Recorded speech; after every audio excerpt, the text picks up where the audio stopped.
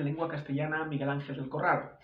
Esta videoclase está dentro del curso de cuarto de la ESO. Hemos hecho ya videoclases anteriores, no obstante, vosotros podéis verlas, como siempre os digo, en el orden que queráis, según vuestras necesidades, según lo que estéis dando en vuestros colegios e institutos, los que os digan vuestros profesores o profesores de lengua, que posiblemente también sigan las directrices del Departamento de Lengua de su centro educativo correspondiente. Aún así, yo estoy siguiendo un orden cronológico. Ya sabéis que el curso de cuarto de la ESO, mi curso online, está estructurado en bloques, tal y como, digamos, propugna la LOMLOE, la nueva ley educativa, que veremos si cambia o no, pero en principio hay 4 bloques. Uno es el de comunicación, que es con el que estamos actualmente, luego habrá otro que es el de la lengua y sus hablantes, otro que es el referido a la gramática, que otras veces se llama como reflexión sobre la lengua, y finalmente el de reflexión literaria o literatura. No obstante, aunque esté dividido en estos 4 bloques, los profesores probablemente puedan coger de un bloque de otro, ir juntando los temas y mezclarlos, o no, ir dando los diferentes temas por bloques. Eso dependerá de vuestros profesores, de los distintos centros educativos, de lo que digan los departamentos. No obstante, ya digo que aunque esté separado en bloques, vosotros podéis ir picando y podéis ir entrando en los diferentes apartados según lo que necesitéis en cada momento. De momento estamos con el bloque de comunicación, y si habéis seguido el orden que yo establezco, aunque ya digo que no tenéis por qué hacerlo así, podéis hacerlo en el orden que queráis, pues dentro del bloque de comunicación hemos visto, por un lado, en la primera videoclase, en el primer tema o en la primera unidad, hemos estado viendo los elementos de la comunicación, hemos visto las funciones del lenguaje, hemos visto las propiedades del texto, coherencia, cohesión y adecuación, también hemos mencionado el signo lingüístico de Ferdinand de Saussure, la doble articulación del lenguaje, incluso hicimos un repaso rápido a las tipologías textuales, y luego hemos tratado algunos tipos de textos, como por ejemplo los textos narrativos, los textos descriptivos. Hemos ido viendo diferentes tipos de textos. También hemos visto los textos expositivos, haciendo mención a textos humanísticos, históricos, los textos argumentativos, etcétera, etcétera. Ahora vamos a hablar de los textos formales, pero también del debate. Este es un tema que aparecía y aparece en algunos libros de texto, también dependerá de la comunidad autónoma o de la región en la que nos encontréis, pero sí que es cierto que tanto los textos formales como del debate, pues son temas que suelen meter en estos apartados de comunicación, o hace años se llamaban modalidades de la comunicación. Son temas bastante livianos, con contenidos asequibles, no entraña gran complejidad. Esto, bueno, si se quiere llevar a la práctica, por ejemplo, el debate, seguramente ya a vuestra edad, en cuarto de la ESO, con 15 y 16 años habéis visto algún debate, o habéis visto a lo mejor algún fragmento en noticias, sobre todo en periodos electorales, cuando se celebran debates entre políticos. Y bueno, hay instituciones universitarias en las que se hacen a veces torneos de debate, y eso está bien porque os puede dar cierta soltura para saber desenvolveros y que tengáis cierta solvencia al hablar en público, y también tener que defender vuestros argumentos o criticar los de otros a la hora de defender una postura. En estos torneos de debate muchas veces tenéis que defender posturas que a lo mejor no son aquellas con las que estáis de acuerdo, pero eso también os sirve para ir cogiendo esa destreza y esa habilidad a la hora de defender cualquier tema, por difícil que sea, incluso aunque estéis en contra de él, pero que os sirve para poder ir cogiendo esas habilidades, como digo, y esas destrezas a la hora de saber defender o criticar diferentes posturas o ideas sobre cualquier tema. Lo que pasa es que conviene dominar esos temas.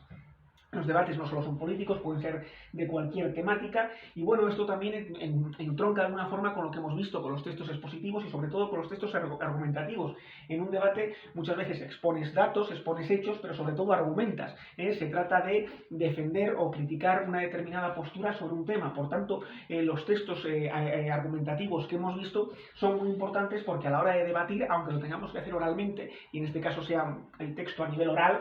sean de curso oral, pues saber defender esa postura es muy interesante. Generalmente en un debate no hay que leer, aunque sí que es cierto que algunas personas de las que debaten pues llevan algún apunte, llevan alguna nota y sobre todo llevan datos. Tampoco hay que saturar mucho a la audiencia. Muchas veces ha habido algún debate en el que los políticos han empezado a sacar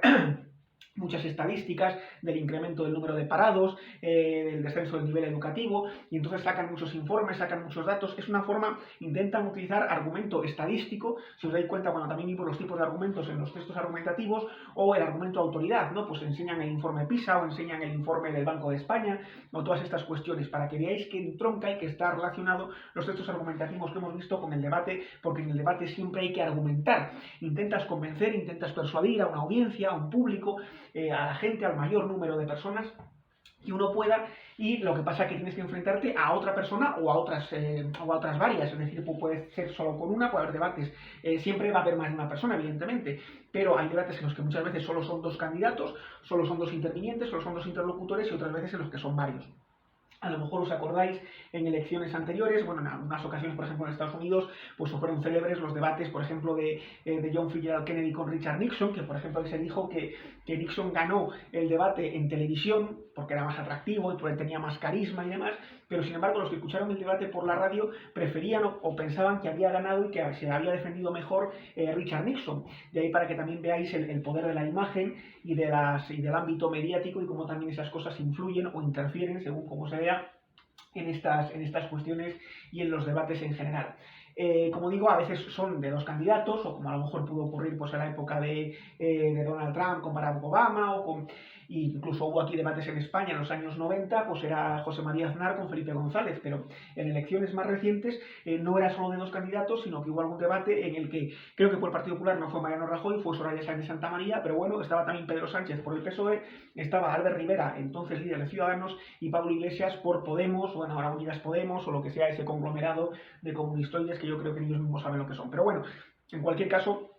había cuatro, ¿no? Y lo que siempre hay, que es una figura muy importante, es la figura del moderador, que por eso lo señalo aquí. Entonces, el debate, tenéis que saber que es un diálogo, y es un diálogo formal. Formal quiere decir que, por tanto, no se admite mucho coloquialismo, no quiere decir que a veces en algún debate, pues uno, en fin, pueda permitirse alguna licencia de este tipo, pero generalmente va a intentar utilizar un lenguaje elevado, un nivel culto, un léxico bastante rico, porque estamos ante un diálogo formal. Ya digo, es diálogo, interviene más de un interlocutor, por eso se habla de dos o más personas, es decir, tiene que haber por lo menos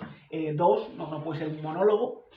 Cuando hablo de dos, dejo al moderador fuera, ¿no? Entonces, dos o más personas, y es un diálogo, por tanto, es hablado y de carácter argumentativo. Por eso es importante lo que hemos visto en videoclases o en temas o unidades anteriores, sobre todo respecto a los textos argumentativos. También expositivos, pero ya sabéis que en el expositivo era como cuando yo que sé un científico enseña una teoría o aporta unos datos y simplemente se limita a esa objetividad. En el debate generalmente puede haber una parte de expositiva, una parte de exposición, donde a lo mejor el que interviene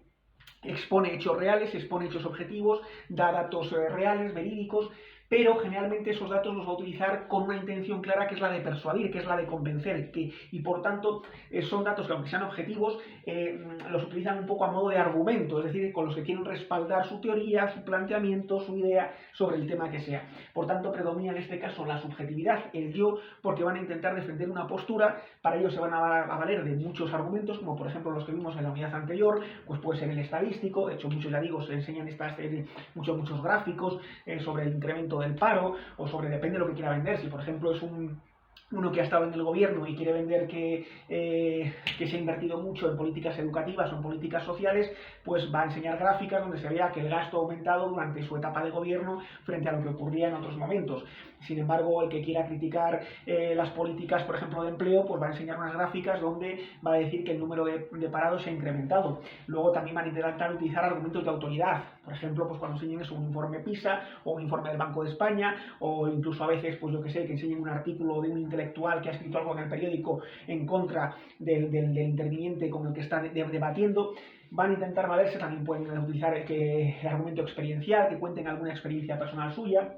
de ejemplificación, y se valgan de diferentes hechos que hayan ocurrido o hayan acontecido. Incluso a veces pueden tirar de algún refrán, de alguna cuestión sapiencial, pueden tender a la generalización, y también tenéis que tener cuidado porque muchas veces en los debates van a intentar utilizar la falacia, es decir, dar por sentado cosas que en realidad no son así, porque también muchas veces el engaño, la mentira, no digamos ya en política, ¿no? Como decía aquel, la mentira es el motor que mueve el mundo, más que las ideas, o bueno, pues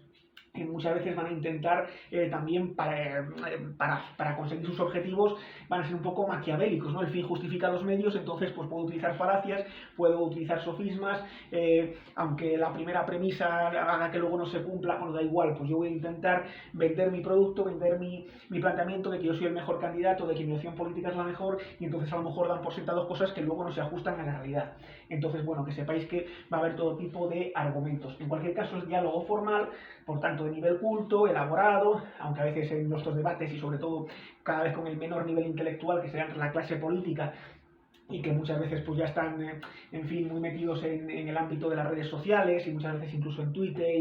y en estos sitios y a lo mejor hasta en TikTok o en Instagram o en las diferentes redes en las que están, los políticos sobre todo es más Twitter y demás, incluso en el ámbito televisivo, pues cada vez ha habido una mayor degradación, entonces pues se cuida menos el lenguaje y se permiten vulgarismos, incluso muchas veces impacta, uno se hace viral si suelta algo que pueda ser impactante, ¿no? Si un político al que se supone alguien muy educado, pues suelta un coloquialismo o incluso un vulgarismo, pues evidentemente llama la atención, ¿no? Como cuando la Bordeta, uno en un congreso dijo ¡a la mierda! O todas estas cuestiones, ¿no? O Federico Trillo, que era presidente del congreso, dijo ¡manda huevos! Y se hizo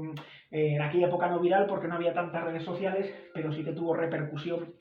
porque no es habitual. En cualquier caso, aún así, suele ser un diálogo formal de carácter argumentativo con dos o más personas y bien se puede tratar un solo tema o pueden ser varios. Por ejemplo, en estos debates políticos que hay en campaña electoral suelen tratar varios temas, de tal modo y tanto es así que muchas veces se estructuran en diferentes apartados y cuando hay un debate televisivo, pues muchas veces dicen en el primer apartado se va a hablar de políticas sociales, o se va a hablar de educación, o de sanidad, o de vivienda, luego se va a hablar de política internacional, de relaciones con Europa, con Estados Unidos, en otro se va a hablar de defensa, de cómo luchar contra el terrorismo internacional o contra el yihadismo, en otro se va a hablar sobre la organización territorial de España, sobre las tensiones que hay con diferentes comunidades autónomas y con los independentismos. Entonces, bueno, muchas veces lo estructuran en diferentes temas, en política territorial, en política internacional, en políticas sociales, a lo que sea, no tiene por qué ser solo de política, puede ser un debate sobre cualquier otra cuestión, se puede debatir, pues a lo mejor debaten diferentes docentes que tienen puntos de vista distintos sobre cómo enfocar la enseñanza y a lo mejor o tratan sobre ese tema, ¿no? El tema, la educación, la enseñanza, cómo enseñar en el siglo XXI, si no son útiles las nuevas tecnologías o no, si han de ser un fin en sí mismas o son un medio y una herramienta, puede ser un solo tema o estar estructurado, con lo cual puede ser uno o más temas. Importante, como digo, es la figura del moderador, que es el que va a ir dando el turno de palabras. Muchas veces los debates son muy estrictos, por ejemplo ocurre con estos debates que hay en campaña electoral con los políticos, para que uno no haga un uso del tiempo excesivo, es decir, para que haya la mayor equidad, la mayor igualdad entre los diferentes intervinientes, interlocutores, entre las distintas personas que debaten, porque no puede ocurrir o no debe suceder que, por ejemplo, uno de los que debate pues se pase una hora hablando y otro de los intervinientes solo tenga 5 minutos. Entonces hay que estructurar el tiempo de tal manera que incluso muchas veces se cronometra con los segundos o los minutos que emplea cada uno de los intervinientes para que cada uno tenga más o menos el mismo tiempo y que no siempre esté hablando el mismo y por tanto pues hay que ir dando los turnos de palabra, bien con si son dos personas a uno y al otro o si son más personas, y eso se encarga la figura del moderador. El moderador, aunque puede tener sus propias ideas, incluso en el ámbito político podrá votar la opción que quiera, si quiere votar o no, o practicar la abstención, o como decía un antiguo amigo mío, la abstinencia, aunque eso es distinto, no tiene que ver la abstención en periodos electorales con la abstinencia sexual. Hay gente que practica la abstención porque no le convence a ningún político, pero luego, sin embargo, la abstinencia en absoluto, ¿no? Que donde esté el placer, pero bueno, me refiero que la figura del moderador se encarga de distribuir los turnos de palabra, de controlar el tiempo y aunque tenga sus propias ideas, tenga su propia ideología, tiene que mostrarse neutral, tiene que ser lo más imparcial posible, digamos que es una figura neutral. Sí que es cierto que algunos de estos periodistas luego están en diferentes medios de comunicación y muchas veces cuando difunden su línea editorial pues tienen un claro sesgo ideológico, tiran para un lado, para otro, son de derechas, son de izquierdas, pero en otras ocasiones no, en otras ocasiones son a lo mejor menos, se les nota menos de qué lado pueden ser, aunque luego voten o tengan la opción política preferida que sea, ¿no? Creo que algunos de los debates, por ejemplo, fue Vicente Vallés, que es un periodista bastante interesante, bastante bueno, está muy bien considerado, aunque cuando ha hecho algunas críticas a ciertos partidos políticos, pues enseguida estos han ido contra él y demás. En cualquier caso, sí, en el ámbito de estos debates que se hacen en las televisiones y demás, pues suelen ser gente que está en el mundo del periodismo, que son periodistas y demás, pero en cualquier caso tienen que mostrarse imparciales con independencia de que tengan sus ideas, por lo menos durante el debate. Generalmente la estructura del debate pues tiene una introducción donde se presentan las diferentes personalidades o las distintas personas que van a debatir, sean dos o más. Por ejemplo, si estamos en un debate político, pues dirán quién participa. Si participa Soraya Sáenz de Santamaría, que en aquel momento pues no sé si era vicepresidenta del gobierno o estaba de un puesto relevante del Partido Popular, presentarían al secretario general del Partido Socialista, Pedro Sánchez, presentarían al líder de Ciudadanos, Albert Rivera, y al de Podemos, Unidas Podemos, Pablo Iglesias. A veces pueden citar algún aspecto biográfico o no, depende también la extensión del programa o lo que sea. Lo mismo si es un debate en una universidad, por ejemplo, a lo mejor entre dos catedráticos o entre dos aspirantes al rectorado, a ser rector, o bueno, incluso si se puede celebrar en clase, a lo mejor generalmente no se hace porque, por lo menos en mi época, cuando se decidía el delegado, se votaba a lo mejor entre los alumnos quién va a ser el delegado o subdelegado, y no se hacían debates ni campañas, a diferencia de lo que ocurre a veces en las series de televisión, de Estados Unidos, ¿no? Si se va a presentar Bart Simpson y se va a presentar un contrincante, y entonces o Lisa Simpson, y hacen sus campañas, crean sus carteles, eso es muy americano, ¿no? Pero bueno, o incluso en las series españolas, cuando uno va a ser presidente de la Comunidad de Vecinos, pues a lo mejor en la serie, yo que sé, la que se avecina y demás, pues se quiere presentar a Antonio Recio como presidente de la comunidad y hay otro que le quiere quitar el puesto, y entonces pues hacen una especie de elecciones. En otros sitios la presidencia de la Comunidad de Vecinos es rotativa y va de piso en piso, de casa en casa, de vivienda en vivienda, y cada vez le toca a uno y ya está. En cualquier caso, ya digo que generalmente hay una introducción donde se presenta a los diferentes intervinientes y un poco de lo que va a tratar. Luego está la exposición inicial, que es un poco cómo va a ser el debate. Por ejemplo, cuando no solo se trata un tema, sino que se tratan varios, pues se enseña un poco la estructura de cómo va a ser. Oye, pues se va a tratar el tema de políticas sociales, de política territorial, de la cuestión internacional. Bueno, pues cómo se va a estructurar, el tiempo que va a tener cada uno de esos bloques,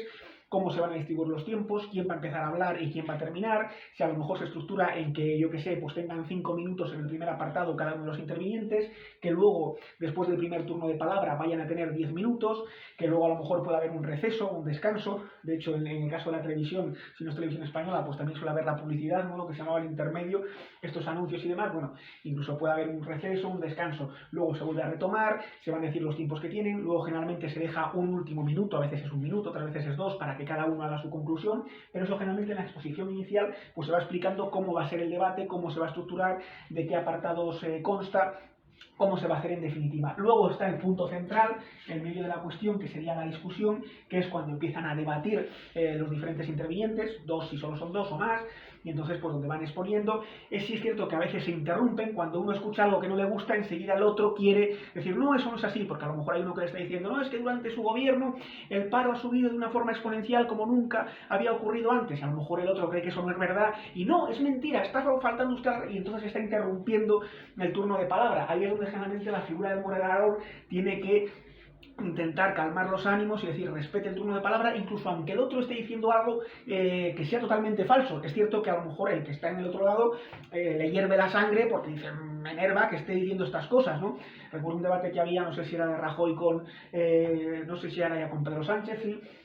Que decías usted Ruiz, que quería decir ruin, ¿no? Que era ruin, que era miserable y tal. Bueno, muchas veces a veces incluso llegan a la ofensa, al insulto. Sigue siendo un diálogo formal, lo que pasa que suelen utilizar, pues eso, es usted Ruiz, no, es usted ruin, lo que pasa que Rajoy dijo Ruiz, es usted ruin, miserable, o lo que usted dice es infame. Pueden ser muy duros, pueden criticarse mucho, pueden incluso llegar a insultarse, es decir, a ser ofensivos, lo que pasa que generalmente no se van a insultar con insultos vulgares. No le va a decir, es usted gilipollas, váyase a la mierda, tal. No, le va a decir, es usted ruin, es usted miserable, lo que está diciendo usted es infame, es deplorable, es usted un mentiroso compulsivo, un embustero patológico, está faltando la verdad constantemente, está lastrando a los españoles. Pueden ser muy críticos, muy ofensivos en esa lucha dialéctica, que de hecho metafóricamente muchas veces se habla de la lucha, de la dialéctica, del debate como lucha, bien sea como esgrima o bien sea como una guerra de palos y piedras, pero la metáfora de la guerra suele estar mucho en los debates, ¿no? En lo que es un debate de trincheras, el ataque, cómo dispara uno sus argumentos, disparar. Veréis que hay mucha metáfora bélica en el ámbito de la dialéctica y por tanto en el ámbito del debate. En cualquier caso, la discusión es la zona central del debate, es donde empiezan a discutir. Tienen que intentar y deben respetar el turno de palabra, por eso os lo he puesto aquí en mayúsculas. Es muy importante respetar el turno de palabra y por eso los intervinientes tienen que tener ese autocontrol, porque a lo mejor aunque el otro esté diciendo barbaridades, aunque esté faltando a la verdad, aunque esté mintiendo, el otro tiene que esperar a que el moderador le dé el uso de la palabra y por tanto, y ahí sí, aunque tenga un tiempo limitado, tiene que aprovechar para todas las mentiras que haya podido decir el otro, todas las cosas con las que no esté de acuerdo, rebatírselas, pero cuando le toque el turno. Por eso es tan importante que el moderador también dé las mismas oportunidades, los mismos turnos de palabra y el mismo tiempo a cada uno de los intervinientes para que no se produzca una desigualdad, para que no esté en inferioridad de condiciones uno respecto de otro o de los otros, ¿de acuerdo? Luego, finalmente, está la conclusión, que suelen dejar al final de, ya digo, la parte importante de la discusión, la conclusión, que es que cuando dejan a los diferentes intervinientes, 2 o más, pues un último minuto, a veces pueden ser 2 o 5, pero generalmente es un último minuto, una última intervención donde, por ejemplo, pues quieran, lo último que quieran decir a la audiencia, lo último que quieran dirigirse al público. Hubo un tiempo en el que Rajoy sacó la famosa niña, ¿no? Yo estoy pensando en esa niña que en el futuro quiere conseguir estudiar y un empleo, bueno, en fin. Cada uno, Zapatero, no sé si en sus tiempos terminaba la conclusión, aunque eso era más ya con la despedida, ¿no? Con el buenas noches y buena suerte o alguna. Bueno, en principio la conclusión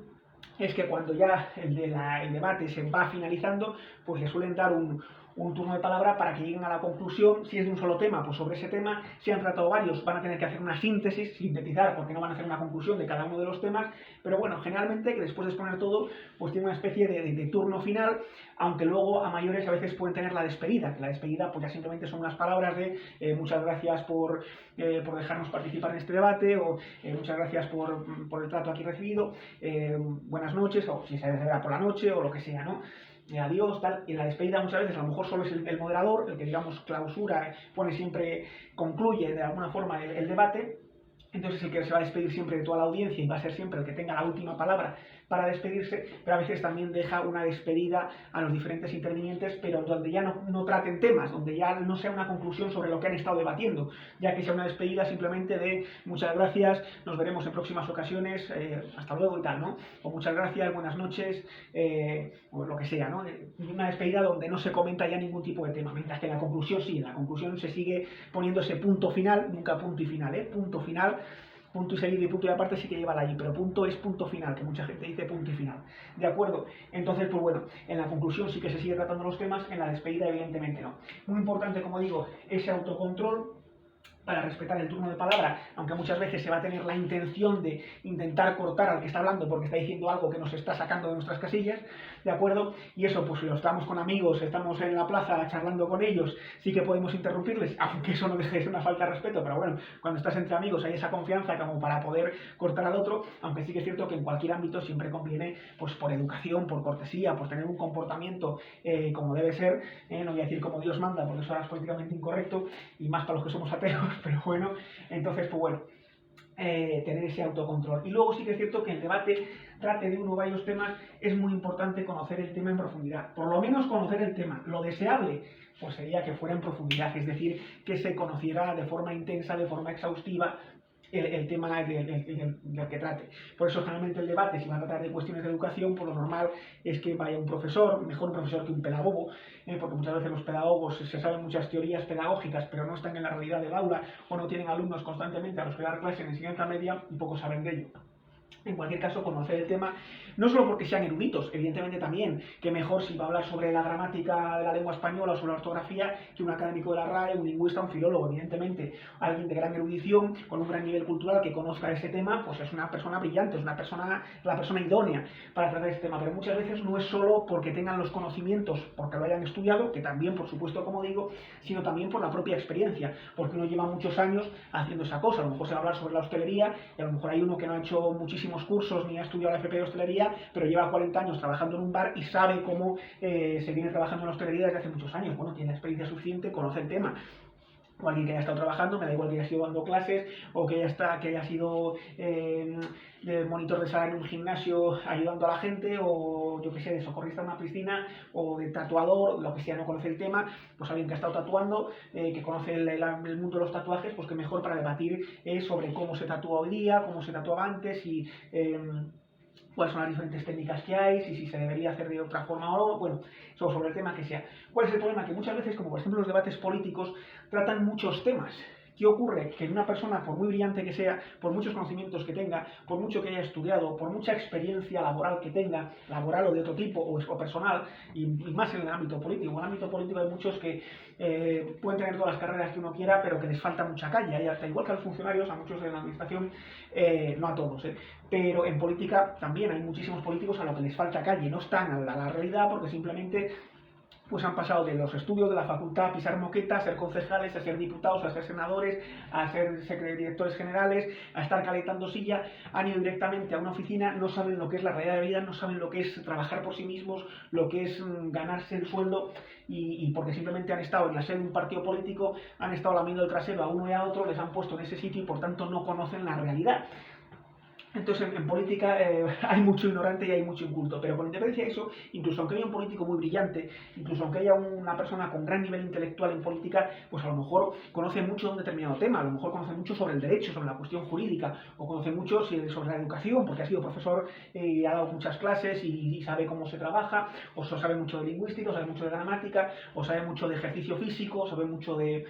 fitness, o sabe mucho de economía, pero a lo mejor sabe de ese tema, de economía, de filología, de educación, pero claro, a lo mejor le toca hablar de política internacional, pues claro, política internacional, o le toca hablar de asuntos sociales, de la sanidad, pues claro, si su ámbito es el ámbito educativo o es el ámbito filológico, pues a lo mejor el ámbito sanitario, pues no está, o le toca hablar sobre a lo mejor no es alguien que no conoce el ámbito jurídico y le toca hablar pues eso de las políticas y de si algo pues podría ser constitucional o no, pues evidentemente, ¿cuál es el problema? Que muchas veces se tratan muchos temas y esa persona no puede conocer todos en profundidad. De ahí que a los diferentes candidatos en política muchas veces los días antes, las semanas antes les preparen mucho. Más o menos se sabe cómo va a ser el debate, cómo se va a estructurar, qué temas se van a tratar, y entonces a esa persona, a ese político, a ese candidato, a ese interlocutor, a esa persona que va a ir a un debate, pues muchas veces sus diferentes asesores, que también habría que ver un poco lo de los asesores, porque también hay mucho mamoneo, muchas veces es un chiringuito donde meten a diferentes personas y no son tampoco las mejores de su clase, pero bueno. Pero no, también hay asesores muy buenos. De hecho, ha habido candidatos en política que han mejorado mucho gracias a esos asesores, porque en realidad el trabajo sucio, entre comillas, ha estado entre bambalinas, ha estado por detrás, ha sido el asesor que es el que le ha dicho, oye, pues va a tratar el tema de economía, vas a tener que mencionar esto porque hay estos datos, les aportan muchas fuentes, buscan en la bibliografía datos, dicen, bueno, pues cuando hables de educación vas a mencionar el informe PISA y vas a decir el nivel, lo vas a comparar con este país y demás. Cuando trates sobre política internacional vas a mencionar cómo era la política exterior que tenía el anterior gobierno, que estábamos con la primera potencia económica mundial y teníamos relación con los países más desarrollados, y sin embargo ahora pues estamos relacionando con repúblicas bananeras y con países en los que no se respetan los derechos humanos. Y cuando te toque hablar de política territorial, pues vas a tener que hablar de mencionar el Estatuto catalán, que tenía ciertas partes en las que era claramente inconstitucional y por eso hubo. Entonces, claro, entonces por eso se intentan preparar mucho sobre muchos temas para que hagan el mejor papel, para que desempeñen el mejor papel cuando tengan que debatir. Por eso, si es un solo tema, pues es más fácil, y generalmente lo normal es que vaya una persona que esté versada en el tema, que sepa sobre ese tema, que sepa mucho sobre ello, sea sobre educación, sobre sanidad, sobre arte, sobre literatura, sobre lo que sea, sobre urbanismo, sobre ejercicio físico, pues bueno, cuando es un tema lo normal es que vaya alguien o bien que sepa mucho del tema, o si no sabe mucho, pues conviene que se empape de ello y que antes de enfrentarte a un debate leas todo lo que puedas, estudies, consultes. Si no, eso, cuando tú no eres bueno en algo, intenta rodearte de los mejores, no te rodees de mediocres, rodéate incluso de personas mejores que tú, por muy bueno que tú puedas ser, pues intenta, si además es una materia que tú no dominas. Yo por ejemplo domino hasta cierto punto, creo, en el ámbito de la filología hispánica, de la lingüística, de la gramática de la lengua española. Y entonces, de hecho, muchos amigos me preguntan, oye, ¿y esta expresión cómo se escribe? ¿O esto cómo se dice? ¿O esto es correcto? Y evidentemente recurren a mí, o mira a ver si me puedes redactar esto, a ver cómo quedaría, o he escrito esto, ¿a ti qué te parece? ¿Tú lo expresarías de esta manera? Y evidentemente acuden o recurren a mí, pero si yo, por ejemplo, quiero saber algo sobre ejercicio físico, cómo se hace un determinado ejercicio en el gimnasio o lo que sea, pues yo voy, por ejemplo, a mi amigo Dani, que es un crack y es un fenómeno en ese ámbito. O si yo tengo alguna duda sobre cuestiones de tatuajes, incluso sobre cuestiones artísticas y estéticas, pues sé que Patri, que pues es una persona que me va a dar con un rigor tremendo la información exacta, precisa, Entonces tienes que acudir, o en el mundo de la hostelería, pues tal persona. Siempre conocer a gente que sepa mucho de un determinado tema, y si tú desconoces de ese, pues acudir a las mejores fuentes, a los mejores expertos, y si tienes que debatir, que luego puedas tener esa información. Es muy bueno, hay gente que nos gusta aplicar como libros profanos en otros ámbitos. Mi ámbito es la lingüística, mi ámbito es la biología, pero a mí también me gusta la historia, la economía, pero ahí reconozco que tengo lagunas, a diferencia de lingüística o de gramática, donde más o menos me desenvuelvo muy bien, pero hay en otros ámbitos que aunque me gustan, pues tienes que leer mucho, tienes que intentar informarte, sobre todo si luego además pretendes hablar sobre ello, pues por lo menos tienes que tener una base. Por eso, aparte de respetar el turno de palabra y el autocontrol, es bueno conocer el tema, y lo que sería deseable sobre todo es que fuera en profundidad, es decir, que lo conocieras al máximo, ¿de acuerdo? En el libro este de texto donde trataban lo de los debates y demás, también hablaban del diagrama de flujo, el flujograma, que bueno, pues eso lo podéis ver porque os lo he puesto en la plataforma, echad un vistacillo, si tenéis alguna duda me consultáis. Es como lo del diagrama de Venn, que eso luego si no os lo explico un poco más, porque estaba yo ahora con lo de los textos formales, y no me había dado cuenta que también lo había mencionado aquí. Y bueno, pues son unos diferentes gráficos que os pueden resultar de interés, y que a lo mejor pues en alguna asignatura los utilizáis más. Lo han metido a veces en los libros de texto de lengua, que bueno, pues es algo que si queréis, cuando se juntan, por ejemplo, estos círculos, es el famoso diagrama de Venn, y entonces donde se van cortando, pues hay en un ámbito en el que coinciden diferentes, entonces los diferentes ámbitos, muchas veces una cosa coincide con la otra, y es una forma de estructurarlo. Bueno, os lo he puesto ahí en el curso, si queréis le podéis echar un vistazo, y bueno, tiene más que ver con el ámbito, no digo matemático, pero bueno, de cómo estructurar los esquemas y demás. Venían en algún libro de texto de lengua, y por eso os lo he mencionado aquí. Si tenéis alguna duda al respecto, pues me comentáis. Pero me parece más importante lo de los textos formales, que esto sí que aparece en casi todos los libros de lengua, y además en muchos cursos. Aparece en el de cuarto de la ESO, pero también aparece en otros cursos y demás. Esto ya digo que depende también de editoriales, del libro de texto que utilicéis, de que el profesor o profesora que tengáis quiera tratar el tema o pase de puntillas sobre él, etcétera, etcétera. En cualquier caso, los textos formales, que por ejemplo son los que dirigimos a la administración, o pues en una instancia, una solicitud, o cuando enviamos un currículum a una empresa, en fin, son este tipo de textos. ¿Por qué se caracterizan? Pues por tener un lenguaje preciso, exacto. Aquí no hay inventiva, aquí no hay mucha imaginación. Conviene que el currículum más o menos lo que enseñe sea aquello que hayas estudiado, la experiencia laboral que tengas. O si vas a hacer una solicitud, pues evidentemente que escribas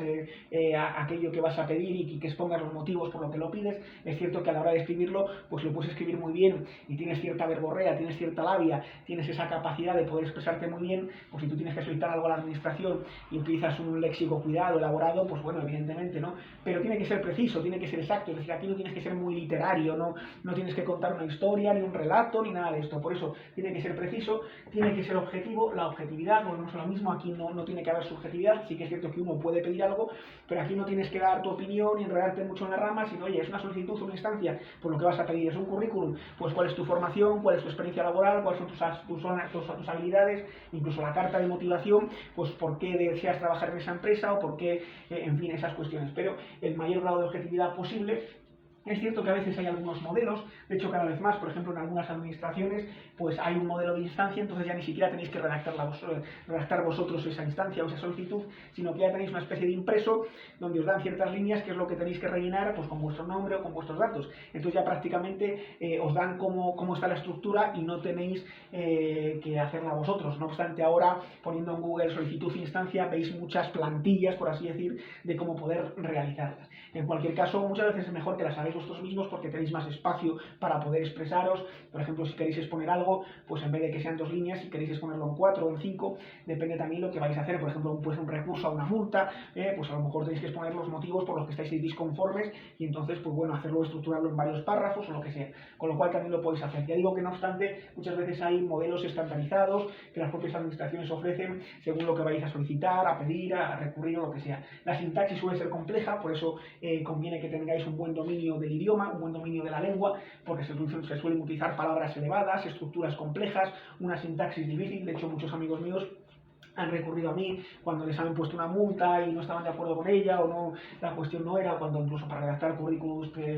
también han recurrido a mí, o cuando hemos tenido que presentar a lo mejor una memoria para una licitación para que nos adjudicasen unas piscinas en un pueblo, en un municipio de la provincia de Palencia, o incluso a una amiga para su estudio de tatuajes también había que hacer una especie de memoria. Bueno, pues estos textos formales suelen tener una sintaxis compleja, por eso hay que dominar mucho la lengua, tiene que ser un lenguaje preciso, exacto, por eso conviene también conocer muy bien las palabras, el vocabulario, qué significa cada palabra, cuándo emplearla, cuándo utilizarla, hacer eso que se llama selección léxica, utilizar la palabra adecuada en cada momento, que es muy importante, y ser objetivos. No obstante, sí que es cierto que a veces si quieres que te concedan algo o quieres, pues bueno, aunque tengas que ser muy objetivo y contar todo, pues también puedes permitirte a veces no opinar, pero bueno, lo mínimo posible.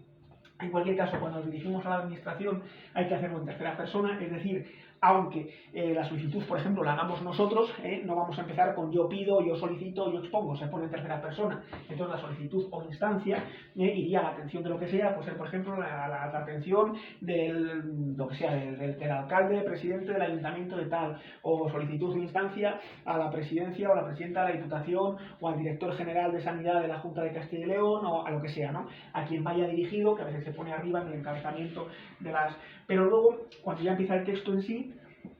ponemos señor, don, doña, aunque sean nosotros mismos los que solicitemos, pero no decimos yo expongo, yo solicito, yo pido, sino el señor, don tal, con DNI tal, mayor de edad y domicilio en tal, así es como se estructura. Por ejemplo, si yo quiero solicitar o pedir algo, pues yo escribiría el señor, don Miguel Ángel del Corral Domínguez, con DNI 719 mayor de edad y con domicilio a efectos de notificación, situado o sitio en la avenida Mosto la Fuente de la ciudad de tal, expone que, y luego por lo que exponga, que habiendo tenido conocimiento de la convocatoria de esta línea de ayudas o habiendo tenido conocimiento de tal, o que habiéndose producido un hecho con el que no está conforme tal, lo que sea, depende de lo que sabe, lo que vais a solicitar, lo que vais a pedir, lo que a veces ya digo, a veces ya tenéis los modelos estandarizados, ¿no? Pero bien sea para pedir una beca, bien sea para recurrir a una multa, bien sea para exponer, y aquí ponéis el expone en mayúscula generalmente, generalmente no se suele poner así, y luego expone que, y ahí es donde exponéis los motivos en ese párrafo. Y luego se suele poner un marcador discursivo conector, una vez que habéis expuesto los motivos, donde se dice por ello, o por tanto, o por lo tanto, y luego otra vez en mayúscula solicita, y otra vez que solicita que le sea concedido este tal, o solicita que sea archivada la causa o lo que sea, ¿no? O que no se incoe el expediente, por eso muchas veces utilizan palabras eso, con verbos como incoar expediente, bueno, muchas veces tiene una sintaxis compleja, a veces incluso del ámbito jurídico se emplean ciertas palabras, entonces si no domináis mucho esa jerga jurídico-administrativa, lo tenéis difícil. A no ser que leáis otros modelos, otras instancias, y entonces os baséis en ellas, como a veces algún amigo que me ha dicho, oye, ¿no tendrás tú alguna plantilla? Digo, no, pero vamos, yo he hecho algunos escritos de este tipo, te puedo pasar alguno para que veas más o menos cómo se hacen. Y luego, evidentemente, pues se pone la fecha, en lo que sea, en Palencia, día tal, del mes tal, y firmado por la persona que sea, que es la que escribe. Pero ya digo que se utiliza en tercera persona, aunque sea nosotros mismos los que solicitemos, los que pidamos eso, pues se pone el señor don tal, pues con DNI tal y mayor de edad y domicilio, expone los motivos y luego por ello, por lo tanto, solicita y lo que solicite en el caso de que sea eso, una instancia, o sea una solicitud, o sea, ¿no? También puede ser un recurso, etcétera. Es uno de los textos formales principales y que os va a ser muy útil. Luego también está el currículum. Ahora, evidentemente, si estáis en cuarto de la ESO, pues poca formación vais a tener, porque ni siquiera tendréis el título de graduado en ESO hasta que no terminéis favorablemente cuarto de la ESO. Pero bueno,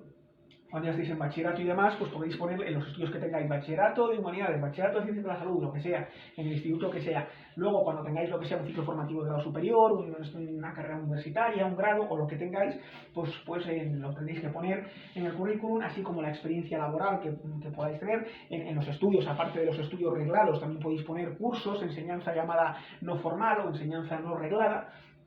Pero bueno, el currículum generalmente, yo que se lo he hecho muchas veces a algún antiguo alumno y también a algún amigo, pues bueno, el currículum es bueno que, salvo que sea una empresa que ya os conocen o en la que ya trabajáis y que simplemente os lo pidan por teneros ahí, pues ante cualquier otra oferta de empleo nueva, es bueno que tengáis una foto, evidentemente una foto no en la que estéis haciendo el tonto ni estéis de fiesta, sino la típica foto de carné, por así decir. No tiene por qué ser, la tiene que hacer un estudio fotográfico, vosotros mismos, un amigo la puede hacer, pero siempre en un fondo que no sea estridente, bien en un fondo blanco, que no haya ninguna cosa por detrás, que con una cara lo más normal posible, es decir, bueno, en fin, yo creo que eso es bastante por lógica. Y luego, aparte de la foto, pues bueno, poner vuestro nombre, el nombre que sea, ¿no? Fulano de tal, se suele poner también la fecha de nacimiento y el DNI. Luego se pone el contacto, por tanto, un número de teléfono, una dirección, incluso ahora también se pone la dirección electrónica, es decir, el correo electrónico, y hay veces que hay gente que incluso incluye las redes sociales. Eso también depende de que tengáis, de cómo tengáis las redes sociales. Si os cantáis mucho, es decir, si en las redes sociales ponéis mucha tontería, mucha foto, mucha cosa que no es muy aceptable desde el punto de vista de quien pueda ser vuestro futuro jefe, pues mejor no las pongáis. Eso ya cada uno tiene que ir calibrando. Hay gente incluso que tiene más de una cuenta en una red social y tiene, digamos, una que es más profesional y la otra que es más para en privado, para los amigos y demás, ¿no? Entonces luego eso, se pone el perfil profesional, pues depende de lo que sea, si es ingeniero, a lo que aspire como trabajo, si yo que sé, va a ser monitor de gimnasio, va a ser ingeniero, va a ser profesor, cuál es su perfil profesional, qué es lo que busca, qué es la oferta de empleo que busca, los estudios que tenga, pues bien sea un ciclo formativo de grado superior, de grado medio, el graduado escolar, el graduado en eso, si solo tiene eso, el bachillerato, un grado universitario, un máster, bueno, pues son estudios. En estudios también podéis incluir la llamada formación complementaria, que es lo que os digo, enseñanza no reglada, enseñanza no formal, cursos que podáis haber hecho, sean de instituciones oficiales o sean de cualquier otra academia, de cualquier otra. ¿Tenéis un curso de inglés? Pues tal, habéis conseguido el título de Cambridge o habéis hecho un curso en la Escuela Oficial de Idiomas, bien. Que no es en la Escuela Oficial de Idiomas, pero es un curso que habéis hecho en tal sitio, pues también lo podéis añadir. Evidentemente luego, dependiendo de quién emita el certificado o el diploma, pues bueno, podrá tener mayor o menor relevancia, o se podrá considerar o estará mejor o peor valorado, pero bueno, cualquier curso que tengáis sobre lo que sea, oye, tenéis un curso sobre fitness o sobre nutrición deportiva o sobre lo que sea, ¿no? O sobre filología, o sobre gramática, o habéis acudido a un seminario, habéis ido a un congreso, habéis hecho algún curso del tipo que sea, pues lo añadéis ahí, o tenéis también el título de socorrista, o tenéis, bueno, pues se añade. Luego la experiencia profesional o experiencia laboral, también podéis incluir incluso la de voluntariado, aunque no sea remunerada, y ahí en experiencia profesional, pues aquello en lo que hayáis trabajado. Evidentemente, dependiendo de lo que sea, de la oferta de empleo, o a lo que queráis aspirar, pues con independencia de la experiencia profesional que tengáis, podéis poner toda o no, es decir, si a lo mejor habéis estado yo que sé, a lo mejor una chica pues ha estado de niñera y quiere, ¿sabes? Lo que se llama au pair en un país extranjero, pues lo quiere añadir porque, yo que sé, pues va a optar a un trabajo o a un empleo donde va a tener que tratar con niños, a lo mejor tiene el grado de FP de educación infantil, o yo que sé, o está estudiando magisterio de educación primaria o lo que sea,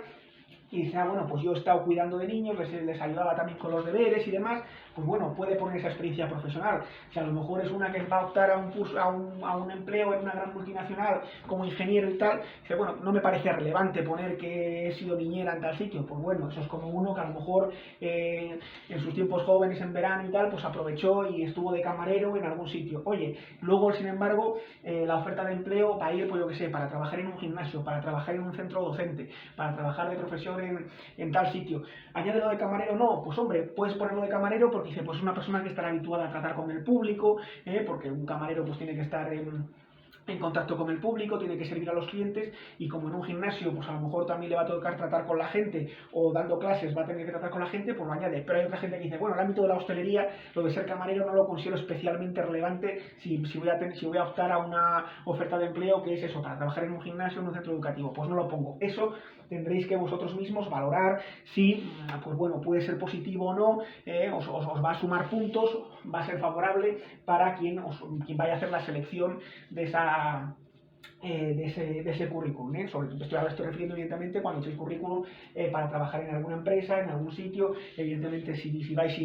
optáis por el autoempleo, pues hombre, es bueno que siempre tengáis un currículum por si acaso, pero si os hacéis autónomos y montáis vuestro propio negocio, a vuestra propia empresa, pues ni tan mal. Y si opositáis, pues tampoco es que os vaya a hacer falta currículum, porque bueno, tendréis que estudiaros los temas de los exámenes, presentaros a las diferentes pruebas, a veces solo teóricas y a veces teóricas y prácticas, y bueno, y luego pues a lo mejor tenéis méritos por lo que sea, porque a lo mejor tenéis algún curso y en el baremo pues dan puntos, porque a veces el curso pues es un curso que se ha hecho en algún organismo oficial, pues os da puntos, o si habéis trabajado en la administración en algún momento, pues también os dará puntos. Pero bueno, funcionarios ya hay muchos y tampoco conviene que todo sea empleo público, porque el empleo público sale del dinero de los impuestos de todos los demás. Entonces, si sois emprendedores, pues también es bueno y podéis optar por el autoempleo. Pero, por ejemplo, si optáis por el autoempleo, pero luego también vais a tener empleados, pues también tendréis que saber cómo seleccionar qué empleados. Entonces también es bueno no solo que sepáis redactar currículos, sino también imaginad que paséis a ser como una especie de jefe de departamento de recursos humanos de una empresa y tenéis que valorar a los candidatos. Pues os fijaréis en la foto, pues hombre, sí, que sea una persona, no hace falta que vaya con corbata y que tenga pinta de tipo pedante y repelente, no, pero bueno, que dé buena imagen, que digáis, pues esta persona me inspira confianza, aunque luego estará pues, probablemente en la entrevista de trabajo y demás. Luego, por los datos, el que haya puesto el de cómo contactar con él, porque eso muestra interés, que ha hecho un currículum correcto, el perfil profesional, qué es lo que busca, los estudios que tiene, la formación, también la formación complementaria, que muchas veces es buena, no solo la arreglada, no solo los estudios universitarios o de los institutos y de los colegios, sino de cualquier otro centro, pues incluso alguna habilidad que podáis tener especial, pues uno ha sido cinturón negro de karate, o jugó a fútbol y llegó a estar en la división de honor de tal, o ha sido deportista de élite, o tiene esto del conservatorio de música, o tiene tal cosa. Ya digo, es cinturón negro, tiene carnet de conducir, o no solo tiene carnet de conducir de coche, también tiene el de camiones, de tráiler. Bueno, a lo mejor os es útil o a lo mejor no en el trabajo, quiero decir que a lo mejor os lo requieren o no, a lo mejor el trabajo en el que vais a desempeñaros pues no es necesario tener el carnet de conducir o no es estrictamente necesario, pero bueno, podéis aportarlo, ¿no? Y entonces hay gente que pone, pues eso, aparte de las aptitudes, pues las aficiones que pueda tener. Evidentemente, si vas a trabajar en un gimnasio, pues dices realmente que las aficiones sea el mundo deportivo, el mundo físico, el fitness. Si vas para un trabajo docente, pues lo normal es que digas que te gusta la enseñanza, que tengas como aficiones también esas cosas. Las aptitudes, pues generalmente se dice eso, pues que sepa tener cierta autonomía para poder desempeñar diferentes cosas, diferentes cuestiones, que sepa trabajar en equipo, que tenga autocontrol, porque puede haber a veces situaciones difíciles, sobre todo de cara al público. Imagínate que se produce una situación tensa porque alguien critica algo, que ahora vamos con eso de la hoja de reclamaciones, pues conviene también que haya estas aptitudes, que uno sea resolutivo, que sepa encontrar soluciones ante posibles imprevistos. Oye, pues te surge cualquier problema. Tú imagínate que estás dando una clase, yo que sé, de bike, de spinning, ¿no? Si se permiten los anglicismos, y de repente pues te va mal el equipo de música, o se te para algo, o hay uno que se te cabrea y se baja de la bici y tal. Bueno, pues como ante esas situaciones, incluso una clase, tienes un alumno que es complicado, que empieza a hacer el tonto, que no sabes controlarle, que te interrumpe constantemente. Bueno, pues muchas veces hay que tener ciertas cualidades, ciertas aptitudes, y luego está la actitud, ¿no? La actitud de uno a la hora de afrontar esas cuestiones. Pero bueno, las aptitudes, hay gente que prefiere trabajar de cara al público porque le gusta eso, sin embargo hay gente que prefiere, también hay que tener capacidad para estar solo. A lo mejor un vigilante de seguridad tiene que pasar por la noche en una fábrica muchas horas solo, no tiene contacto con la gente, pero tienes que tener la capacidad de estar muchas horas en un sitio sin contacto con gente, o luego también depende cómo sea el trabajo, ¿no? Puede ser un trabajo a cielo abierto, puede ser un trabajo en el exterior, puede ser un trabajo que le toque en una oficina. También hay que tener el aguante de a lo mejor la monotonía de estar 8 horas seguidas en una oficina 5 días a la semana. Bueno, cada cuestión tiene sus, ¿sabes? Entonces, bueno, pues que mostréis las aptitudes de acuerdo con el puesto de trabajo al que optéis, ¿no? Muchas veces luego junto al currículum está la carta de motivación, que son, pues eso, que es lo que os motiva a optar a ese empleo, y entonces puedes intentar venderos lo mejor posible de por qué quiero ser tal. Pues generalmente imagínate que eres profesor y vas a optar a una oferta de empleo en un determinado centro educativo, pues tienes que decir por qué es tu deseo, porque te gusta la enseñanza, porque tienes experiencia docente y crees que además va muy bien con ese centro educativo, que da mucha importancia pues a lo que sea, a los idiomas. Imagínate que no es profesor de idiomas, o que da mucha importancia al nivel cultural, a la formación de los alumnos, a una formación integral, pero que también les apoya en sus cuestiones personales, y por tanto creo que eso encaja muy bien con su diario. Bueno, pues uno escribe una carta de motivación. Otra cosa es la carta de recomendación, que eso te la puede hacer alguien. Tú has trabajado en otro sitio y, porque muchas veces te piden referencias, eso va en el currículum, ¿no? La experiencia profesional, donde has trabajado en tal empresa, en tal otra. Pues muchas veces hay un antiguo jefe o un antiguo responsable de un sitio donde tú has estado trabajando que te hace una carta de recomendación para que digan, oye, esta persona vale mucho, esta persona trabaja muy bien. Y está la carta de recomendación, pero esa generalmente pues te la hace aquella persona para la que hayas trabajado previamente, es decir, con anterioridad. La carta de motivación la haces tú mismo, es decir, qué es lo que te motiva a optar a ese puesto de trabajo, por qué quieres trabajar, que eso es lo que muchas veces te van a decir en una entrevista de trabajo. ¿Por qué quieres trabajar con nosotros? ¿Por qué quieres trabajar en esta empresa? Evidentemente no vas a decir, aunque sirva para un sketch humorístico, pues porque no quiero morirme de hambre y porque necesito el dinero. Evidentemente no vas a decir eso, aunque también sea una pulsión importante y sea una razón de peso para querer trabajar en cualquier sitio, en cualquier lugar. Pero evidentemente, ¿por qué precisamente en esa empresa o por qué precisamente en ese puesto de trabajo y no en otro? Es decir, ¿por qué quieres ser, pues yo qué sé, por qué quieres trabajar en un gimnasio dando clases, o por qué quieres trabajar de profesor dando clases de lengua en este sitio, o por qué quieres trabajar en esta empresa de ingeniero, o por qué quieres estar en de camarero en este bar, bueno, pues, y entonces ahí contar, porque tienes experiencia, te motiva esa situación, te parece que es un sitio, en el caso, por ejemplo, de un bar, pues que responde muy bien a las demandas, que además coincide mucho el estilo de música que se suele poner en ese bar, si es un bar nocturno y demás, que es un ámbito en el que conoces y que te gustaría mucho seguir desarrollándote profesionalmente en ese ámbito, o lo que sea, en el ámbito de la docencia, o en el ámbito del fitness, o en el ámbito, depende del campo, del área, del sitio en el que os halléis. Entonces ya digo que muchas veces se acompaña el currículum esa carta de motivación. Luego lo que os decía, están las hojas de reclamación, que eso también suele haber ya modelos estandarizados en los diferentes sitios, porque bien ofrezcan un producto o bien ofrezcan un servicio, si este es defectuoso o tiene cualquier tipo de problema, pues existen unas hojas de reclamación. Cualquier cliente, cualquier usuario,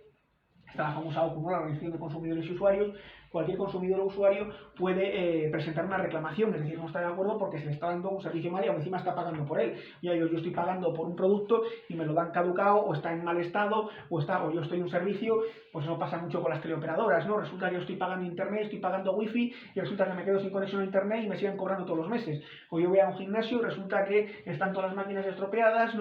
las duchas están frías, no funciona nada, pues bueno, a lo mejor hay alguien que no necesariamente, no para que cierren el gimnasio y para no, sino para que haya mejoras y para que mejore la calidad del servicio que ofrecen. Muchas veces las hojas de reclamación, pues bueno, pueden servir de crítica constructiva, ¿no? Es mejor no tener que llegar a reclamar nada, sino que simplemente con decir al responsable, oye, que esto va mal, pero muchas veces, si hay algo que está mal y que continúa en el tiempo y demás, pues muchas veces a lo mejor una sola hoja de reclamación no, pero cuando ya son muchos los que lo critican, ahora ya en la era de internet, pues muchas veces en las reseñas de Google ya muchos se dedican a criticar aquello que no les gusta o a poner bien aquello que sí, incluso cuando hay un restaurante, pues aquí se come muy bien, el producto es bueno, la atención es muy familiar, te atienden rápidamente, prácticamente no tienes que esperar, se portan muy bien, son muy simpáticos y solícitos, es un trato cercano, el ambiente es agradable. Igual te pueden poner lo bueno como te pueden poner lo malo, ¿no? He ido a este sitio, estuvimos esperando 2 horas, además nos trajeron la comida fría, sabía fatal, el sitio olía muy mal, prácticamente no nos hicieron ni caso, y bueno, pues claro, pues así que es cierto que ahora están las reseñas de Google y hay muchos sitios también donde se puede reseñar en internet y demás. Lo que pasa que, bueno, eso que está bien que se pueda hacer, y de hecho ahora mucha gente opta por eso. Muchas veces cuando alguien va a comer a un sitio, o va a ir a un profesor particular, lo primero que hace es ver las reseñas para decir a ver si hablan bien o hablan mal de él. Pues hablan bien, hay gente que dice que con este profesor le va muy bien, que ha conseguido aprobar todo, que pues este es bueno. O en esta cafetería dicen que atienden rápido, que además el producto es bueno, que pues vamos a este sitio. Hay veces que uno empieza a leer malas reseñas de que la comida no es buena, de que tardan mucho, y dicen, pues vamos a otro sitio. Entonces sí que ahora es importante, pero si por cualquier cosa ya has ido a ese sitio y tienes algo que reclamar, es decir, te han ofrecido un mal servicio, no te han dado un buen producto, pues y quieres que la cosa cambie, pues puedes también contribuir a que eso no siga siendo así presentando una hoja de reclamación. Por un lado están ya los modelos estandarizados, pero bueno, en cualquier caso se van a poner los datos del que reclama, no puede ser una reclamación anónima, tiene que ir, luego cuando además son muchos los que reclaman, pues generalmente se hace más fuerza. Luego sí que es cierto que depende de cada empresa y de cada sitio, pues pueden hacer caso a las hojas de reclamaciones o pasárselas por cierto sitio. Pero bueno, se aportan los datos del que reclama, el lugar donde se produce, depende la parte de la localidad, pues el sitio donde se haya producido, la hora, ¿no? Pues cuando me han atendido mal o cuando lo que sea, ¿no? A veces es un lapso de tiempo, a veces no solo es una hora. A lo mejor me han dejado sin internet todo un fin de semana y yo pago el mes entero. Pues bueno, las horas en las que se haya producido, o yo he tenido un percance en este establecimiento y tal, pues a la hora a la que ha sido, ¿no? Una persona, pues un camarero, no se ha dirigido a mí con corrección y me ha tratado muy mal, prácticamente me ha echado del establecimiento sin ningún motivo, pues por lo que sea, ¿no? Porque a lo mejor pues el jefe tiene que tomar medidas, o no, a lo mejor el que es estúpido es el jefe, no el pobre empleado que trabaja muy bien, pero sin embargo es el jefe el que... Luego, el objeto o causa, que evidentemente pues no es decir, cuál es el motivo por el que uno está descontento, cuál es el defecto, cuál es el problema con ese servicio o con ese producto que no se ofrece correctamente, ¿de acuerdo? Entonces, bueno, ya digo, esos son los textos formales: solicitud, instancia, currículum, carta de motivación, hoja de reclamación. Hay alguno más, pero bueno, esto es un tema que sí que tiene que ver con la lengua. Te digo, muchas veces, por ejemplo, las instancias, las reclamaciones, los recursos, pues tienen una sintaxis compleja, hay palabras del ámbito jurídico-administrativo, ¿no? Como lo de se incoará un expediente, se tal, bueno. Entonces, pues bueno, sí que conviene, en fin, expresarse con mucha corrección. Luego también hemos tratado un poco el debate, la importancia del autocontrol, de respetar el turno de palabra, de conocer el tema y a ser posible en profundidad. Y bueno, eso es un tema así un poco liviano, que suelen meter dentro del ámbito de las modalidades de comunicación o dentro del bloque de comunicación. Lo del diagrama de flujo y diagrama de Venn, no lo veo así tan importante, pero bueno, para que sepáis que existen, os he subido los materiales a la plataforma, echadles un vistazo, si tenéis alguna duda sobre este tema, pues me lo hacéis saber. Ya sabéis que como siempre estoy a vuestra entera disposición, tanto en el correo electrónico miancorum@yahoo.es como en la propia plataforma, para lo que necesitéis, incluso a través del teléfono móvil, si no me lo pedís por correo electrónico y no me saturáis, pues también sin ningún tipo de problema para cualquier cosa que no os haya quedado claro. Que esto lo tratáis más en profundidad, a lo mejor en vuestros centros educativos, en vuestros colegios institutos, pues a lo mejor hay un profesor que dice, pues estamos tratando el debate, pues vamos a debatir sobre este tema, sobre el aborto, sobre la tauromaquia, sobre lo que sea, sobre la situación del empleo en nuestra ciudad, sobre el tema que sea, ¿no? Sobre, a ver, ¿quiénes están a favor de la tauromaquia, quiénes están en contra? O quiénes... quiénes están a favor de esto, quiénes están en contra de... Y bueno, pues nos dicen, pues si a lo mejor dividen a la clase, pues parte va a defender esto, parte va a defender lo otro. Y a lo mejor muchas veces, incluso como pasa en los torneos de debate, pues hay uno que se encarga de ser el portavoz, ¿no? Pero por un lado tiene que estructurar las ideas y decir, pues vamos a decir por qué estamos a favor de esto. Y escriben por esto, por esto, por esto. Y por qué estamos en contra, o yo que sé, la comida vegetariana, el ser vegetariano no, o el ecologismo, o lo que sea, ¿no? El coche eléctrico, el coche de gasolina, hay muchos temas, ¿no? Y decir, a ver, ¿quién está de acuerdo, quién está en contra? Pues vamos a estructurar las ideas y vamos a ver cómo defendemos esto, y como nos va a haber réplicas y van a intentar tumbarnos nuestro posicionamiento y nuestros argumentos, pues cómo podemos rebatir, cómo contraargumentar, hacer esa lucha dialéctica, ¿no? De disparos hacia un lado y hacia otro,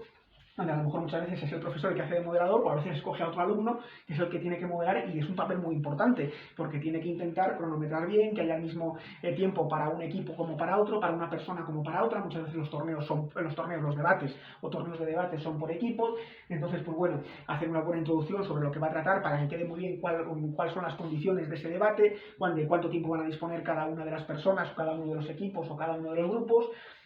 La exposición inicial, por eso también es importante, sobre cuál va a ser el tema, uno o varios, de qué va a tratar, y luego ya que comienza la discusión entre unos y otros, argumentando, contraargumentando. Esto hay algunos profesores que si hay tiempo y ganas, pues en el centro educativo pues dicen, bueno, ¿cómo se debate? También podéis ver muchos debates en televisión y sobre todo en periodo electoral y demás, pero bueno, y sobre todo es importante respetar el turno de palabra, autocontrol y conocer el tema. Conviene que si evidentemente vais a hacer un debate en clase, pues os digan el tema sobre el que va a tratar y que o bien lo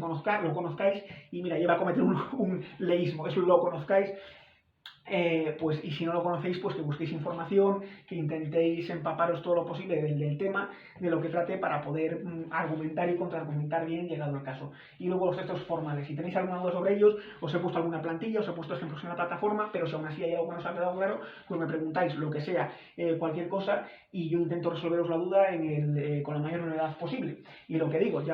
como os digo, ya sabéis, es en mi correo electrónico, miancorum@yahoo.es, en la plataforma, por teléfono, pues cualquier cosa que necesitéis, como siempre, a vuestra disposición. Nos vemos en la siguiente videoclase. Destination unknown.